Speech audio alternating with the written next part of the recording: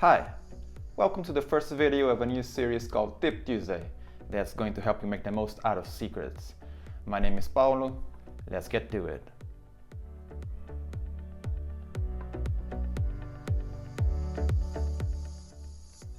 For this first video, we're going to start with something simple, getting a password out of secrets. Sounds easy, right? And it is, but stick around, you might just pick up something new. I already have secrets open here.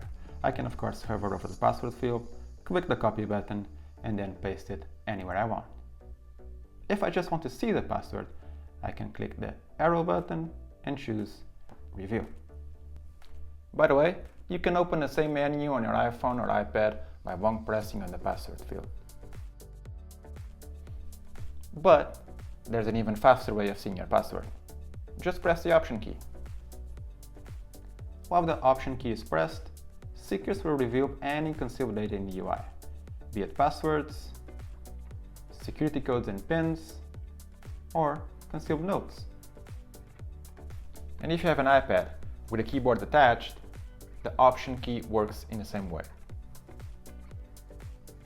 If you're like me and prefer to use secrets with the detail pane closed, you don't actually have to drill down every time you want to copy a password or username.